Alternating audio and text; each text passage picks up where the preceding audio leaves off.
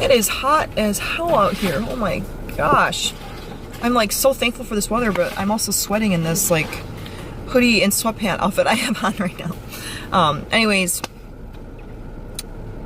I wanted to show you guys where I came from and what my childhood home looked like.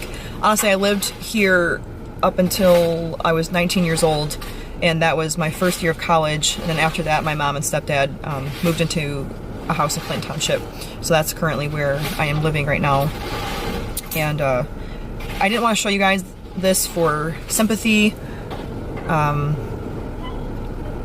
just honestly wanted to be more open with you guys. I wanted to share where I came from, and everything that I currently have in my life is because of hard work. I'm not a trust fund baby. I don't have parents that are just loaded with money or that are giving me money. As you guys know, I've been paying off my student debt, which I'm thankfully almost done with, and my journey has not been the easiest, but I'm not going to sit here and say that other people don't have it worse than me. Like, to be honest with you, there's actually nothing wrong with this house that I grew up in. There's nothing wrong with it at all. I actually loved living here. And, you know, we had great neighbors. We had great friends, you know, here.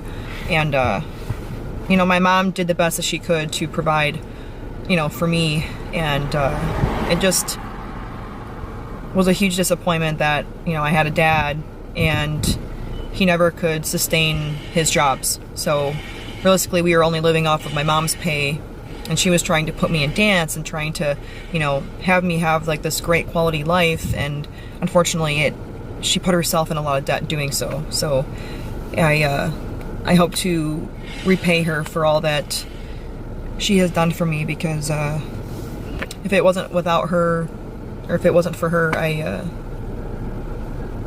would not be me today. So I am currently getting my car washed now because it is extremely filthy, and it is such a beautiful day out today that I literally need a car wash. Okay, so I was actually going to get in my car after the car wash, and I was going to tell you that how you take care of your car is how you take care of your life. So now I'm standing in my parents' bedroom, and I wanted to film myself explaining my neighbors when I went to the house, because I didn't want to be rude and, you know, put the camera in their face. That's not appropriate, obviously. But yeah. So I pull up to the house, and I obviously saw like a car there. So I'm like, okay, someone lives there. It looks nothing like when we lived there, like nothing, not the same. And then I noticed this guy, you know, across the street. Dan and Cindy no longer live across the street. So this guy was walking out to his car. And I'm like thinking to myself, oh shit, you know, these people are going to think that I'm, you know, because they saw me with the camera. So I'm like, oh shit, they're going to think that I'm doing something that I'm not supposed to be, you know. So I like, you know, I rolled the window down, and I was just like, hey, I used to live here. I lived here for 19 years. And I said, I'm not doing anything suspicious. I'm just here. I'm vlogging. I do, you know, YouTube now, blah, blah. And his name was George. So he introduced himself to me. So he goes, oh yeah, cool, you know, blah, blah. But well, he was giving me looks. So then George is talking to me, and he's telling me that he's having his whole drainage system worked on right now, and there's trucks there, blah, blah. And then the guy that lived in our house, he came outside. He looked mad. And then he's like, oh, yeah, it's all good. You know, she's just here. She lived here before, you know, so she's just filming.